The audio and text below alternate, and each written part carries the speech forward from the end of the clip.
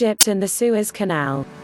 Egypt is the place where the two Goliath mainlands of Asia and Africa meet. South of the Jordan Valley, the scene of West Asia changes to the brutal desert of the Sinai. Residue storms ascend in the desert, blowing their way through the no-man's land, making it hard for man or monster to endure. At Suez, this unforgiving area gets together with the similarly brutal eastern desert in Egypt. It is scarcely 100 miles, from point A to point B, from the shores of the Mediterranean to the mouth of the Gulf of Suez. However, these couple of miles have isolated not only two waterways, the Mediterranean and the Indian Ocean, yet two particular recorded locales. The Mediterranean locale has its own unmistakable history, as does the Indian Ocean district, which jets into the Gulf of Suez through the Red Sea. South of Suez, the Sinai turns into a tough territory, ascending into the Grand Al-Ajmali Mountains.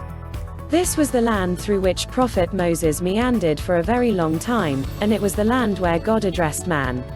The civic establishments of the Mediterranean and those of the Indian Ocean have connected and exchanged with one another as the centuries progressed.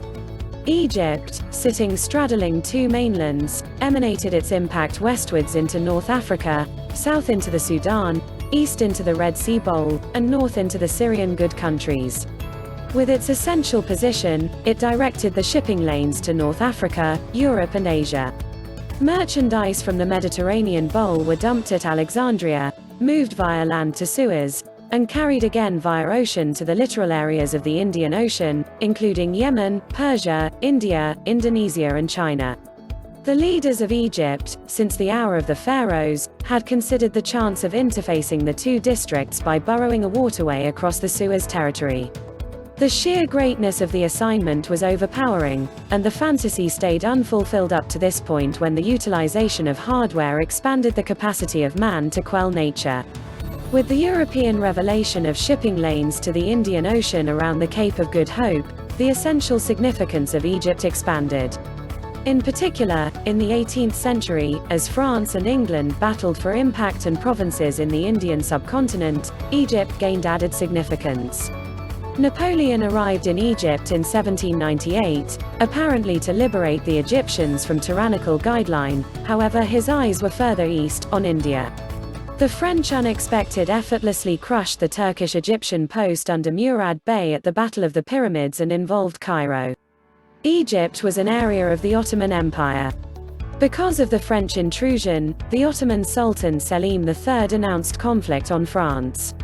England, which was at battle with France, upheld the Ottomans. Napoleon was contained in Cairo and his armada was crushed by the British at the Battle of the Nile. Napoleon's fabulous arrangement was to strike at India through Syria and Iraq. With this in sea, he began correspondence with Tipu Sultan of Mysore, India, and the Sultan of Oman.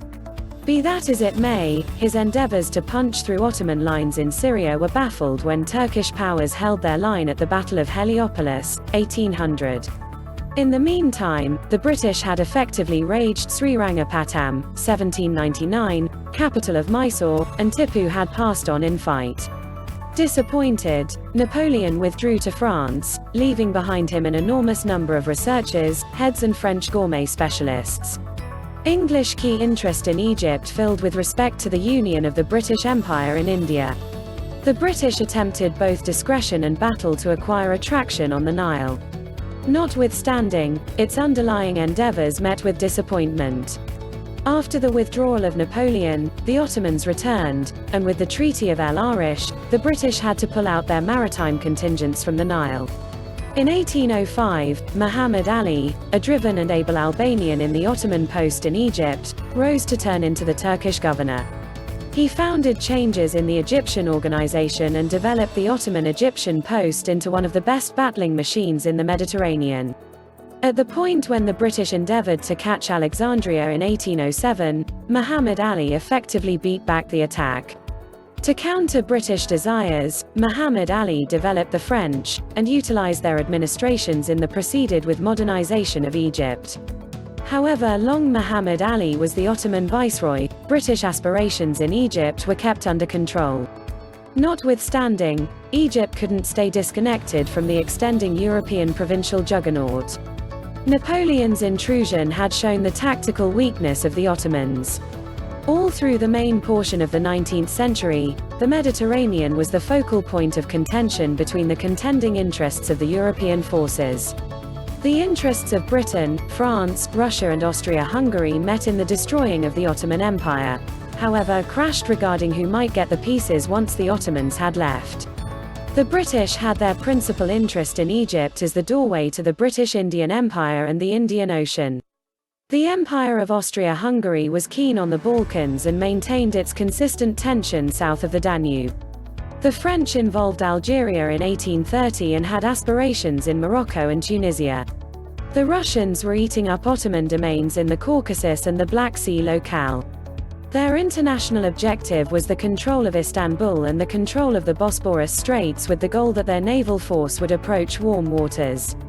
A projection of Russian force into the Mediterranean would compromise French and British desires in North Africa and West Asia.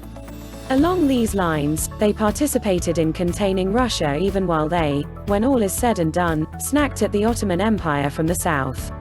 Greece was urged to withdraw from the Ottoman Empire, 1820. However, when the Ottomans chose to challenge European maritime incomparability in the eastern Mediterranean, war guaranteed. England, France and Russia shaped a coalition and their joined naval forces crushed the Ottomans in a commitment off the shoreline of Cyprus, 1827. From that point, the Mediterranean turned into an European maritime save. In the year 1845, Egypt in fact stayed an Ottoman area in spite of the fact that Muhammad Ali Pasha, through a progression of discretionary and military moves, had won expanding concessions from the port in Istanbul, making the region self-sufficient. Despite the circumnavigation of Africa, and the redirection of Indian Ocean exchange through the Cape of Good Hope, Egypt was as yet a significant exchanging focus between the Mediterranean district and South Asia. The Nile Delta delivered a lot of grain, so Egypt could take care of its own populace and create a net excess for different districts of the Ottoman Empire. Muhammad Ali presented the development of cotton, sugar and tobacco, which carried cash into the depository. Cairo was a significant social place, as the previous seat of the Abbasid Caliphate, and as a travel point for Hajis from North and Central Africa. Things changed when Muhammad Ali Pasha kicked the bucket, and Abbas I turned into the governor, 1849. Frightened at French aspirations in North Africa, Abbas I developed the British as a stabilizer to French infringements. England was simply too able to even consider obliging. The British East India Company had, by 1845, merged its Indian Empire. The Sikhs in the Punjab were crushed, and British skylines had extended past the Indus River toward the northwest frontier and Afghan domains. Russian advances in Central Asia had caused an alert in India, and the British wished to make a cushion state in Afghanistan. Protection of the Indian Empire, and shielding the Indian Ocean exchange, were the main impetuses behind British strategy in the 19th century.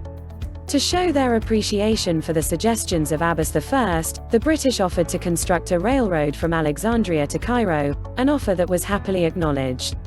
Development of this railroad started in 1851 and was finished in 1854. By shared understanding, it was then stretched out to Suez.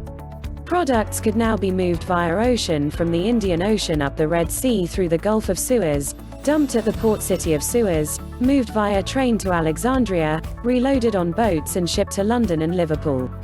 England had now won through tact what it couldn't win through war, specifically, the ability to ship product to and from its Indian Empire, through the Egyptian rail lines. The French were furious about this benefit acquired by Britain, while it was they who had buckled down since the hour of Napoleon Bonaparte to develop impact in Egypt. Their chance came when Said Pasha turned into the Viceroy of Egypt, 1854. The French engineer Ferdinand de Lesseps had developed the kinship of progressive Egyptian lead representatives, and in 1854 made a discretionary upset when he won a concession from Ibrahim Pasha to build the Suez Canal. It was to be a joint venture with shares in the Suez Canal Company held by the Egyptian lead representative and de Lesseps. The French were to supply apparatus while the Pasha ensured a limitless stock of recruited Egyptian work. It is now that the narrative of the Suez Canal and the colonization of Egypt start. Indeed, even while Sait Pasha and de Lesseps settled on their understanding, and praised it with casual get-togethers in Cairo, worldwide occasions were overwhelming those in Egypt. Preceded and solid Russian tension on the Ottomans had prompted the Crimean War, 1853 to 1856. The undertaking of protecting the empire against determined European infringements had depleted the Ottoman depository. The port in Istanbul had to take its first open advance from European investors in 1854 at a gigantic markdown. The obligation kept on mounting in succeeding a very long time through accumulated interest and extra advances. The noose was going to fix on the Ottoman Empire. By 1875, Ottoman public obligations were more than 200 million British pounds. At a premium of 6% per annum, these obligations required in excess of £12 million each year to support them. This sum was practically half of every Ottoman income. The weight of obligation made it more hard to modernize the empire through the Tanzimat changes. The unyielding interaction of financial centralization for the European investors had started, prompting a similarly inflexible cycle of political and monetary compression of the Ottomans. The shipper aristocrats of Europe were currently outfitted with a quiet weapon, credit, whose force was far more noteworthy than that of the mightiest cannon in Napoleon's arsenal. They could stroll in, assume control over whole countries, and destroy realms, in some cases without shooting a solitary shot. Footstool monetary difficulties gushed out over to Egypt, since Egypt was at this point an Ottoman area. The Egyptian Pasha couldn't pay the cost for the proceeded with unearthing of the Suez Canal. Work that had begun in 1857 continued irregularly with continuous work stoppages. In 1863, Ismail Pasha succeeded Sait Pasha as the legislative leader of Egypt. Instructed, however vain and silly, Ismail was the one who drove Egypt into the arms of the European financiers. The European banks offered a credit to Egypt for the finishing of the waterway against an insurance of Egyptian long fiber cotton. Interest for Egyptian cotton was high on the grounds that the Civil War in America, 1861 to 1865, had removed the stockpile of American cotton to world business sectors. The advance was pushed through. The canal was finished, and was opened in 1869 with much ballyhoo by Queen Eugénie of France. However, as it ended up, the festivals were untimely. The initiation of the canal was to turn into the initial ruse in the colonization of Egypt. The American Civil War finished in 1865, and the bottom fell out of the world cotton market. The cost of Egyptian cotton dropped 400% somewhere in the range of 1865 and 1869. Very unmindful of the mounting monetary emergency, Ismail Pasha acknowledged from Ottoman Sultan Abdulaziz, 1861 to 1875, the weight of guarding the Ottoman harbors in Eritrea on the Red Sea. Moreover, to acquire the inherited title of Khedive, the Pasha consented to honor the Sultan. In 1875, the Pasha even endeavored an ineffective attack of Ethiopia. These misfortunes, along with Ismail's extreme way of life and his endeavors to speed up the modernization of Egypt, made Egypt bankrupt. Ismail attempted expanded tax assessment and public borrowings, yet these demonstrated lacking to meet the uses. In distress, in 1875, Ismail Pasha auctions off his offers in the Suez Canal Company to the British in fractional installment of his obligations. Indeed, even this urgent measure demonstrated deficient, and the mounting monetary emergency constrained Ismail to suspend all installments on unfamiliar obligation. The European investors brought the matter under the watchful eye of the blended courts in Alexandria for assertion. The courts decided for the financiers, constrained Ismail to surrender a portion of his own resources, and to acknowledge a commission on Egyptian public debt with the ability to seize incomes from tobacco, railways and extract charges. Egyptian accounts were put under two regulators delegated by Britain and France. The undermining of Egypt was finished. Britain and France attempted to use their hang on Egypt to choke the Ottoman Empire. In 1882, they coordinated an global conference in Istanbul where they offered to diminish Egypt of its obligation. Trouble gave the Ottoman Sultan acknowledged the responsibility for these advances. Istanbul was at that point in the red up to its neck.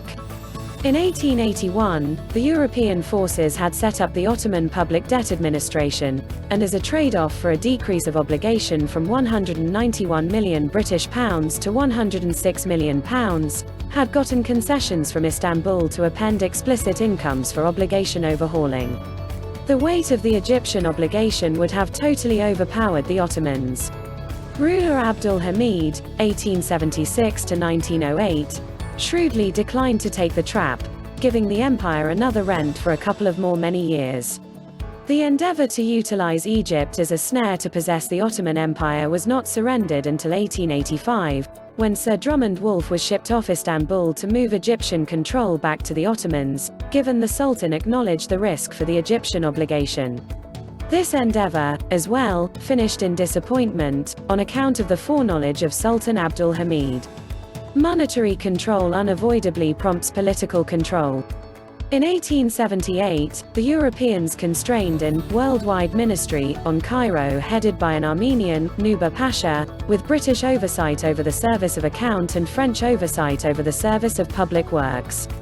Disdain against unfamiliar mediation developed, and there was a rebellion in the Egyptian military in 1879. A public development jumped up, drove by an ideological group, Hezb al-Watan. It turned into the prevailing political power in the Assembly of Delegates, a foundation that had been set up by Muhammad Ali Pasha as a feature of his change measures prior in the century. In light of the Egyptian objection, the Europeans fixed the noose and set expectations for the quick liquidation of their credits. At the point when Ismail Pasha challenged and endeavored to supplant the outsiders in the service with Egyptians, he had to surrender for his clumsy child, Tawfiq Pasha. To pacify the Europeans, Tawfiq disintegrated the Assembly of Delegates and endeavored to lead by pronouncement.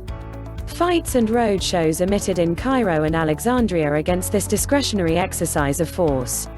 Incapable to control the political interaction, the Europeans took their tactical action. In 1882, a consolidated British and French maritime power showed up at Alexandria. At the point when this demonstration of power demonstrated deficient, the British, acting alone without French cooperation, barraged Alexandria into accommodation. From that point, the British power proceeded onward Cairo. The Patriot powers set up a hardened obstruction, however, were crushed at the Battle of Telephone El Kabir, 1882. Cairo was in British hands.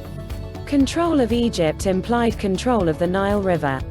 Utilizing Egypt as their base, the British climbed the Nile to involve the Sudan and Khartoum. Sudanese protection from British entrance was driven by the Mahdi, 1884, yet it was squashed by prevalent British capability. Egypt stayed under British occupation until 1912, when it turned into a British protectorate.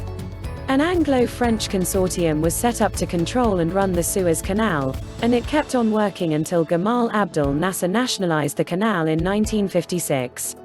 The development of the Suez Canal and the colonization of Egypt draw out the sharp difference in the skylines of the sultans and emirs of Muslim grounds and the dealers and investors of Europe. The sultans and emirs worked previously and had no clue about the changed worldwide worldview in which Europe worked. Except for Tipu Sultan of Mysore, d. 1799, their vision was restricted to their own current circumstance and their own realms. They were ignorant of worldwide flows that were molding the predeterminations of countries. Positively, they substantiated themselves clumsy in the fields of worldwide financial aspects and money. Conversely, the Europeans had a worldwide reach. They comprehended the financial and political exchange between advancements in a single piece of the world and another. At the point when Ismail Pasha invested in an advance for the development of the Suez Canal, he neglected the way that the expanded costs for Egyptian cotton were an outcome of the Civil War in America.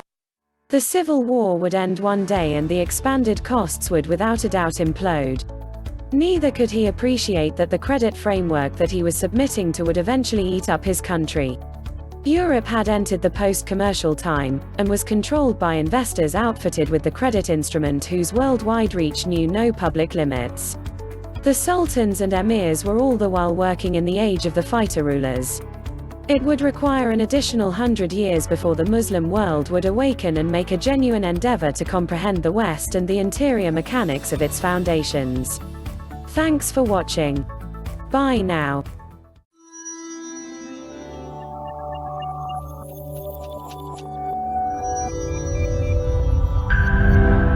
If you enjoyed this video, be sure to give it a like and subscribe to Life is Often if you haven't already. Click the bell icon to stay updated on all our latest content.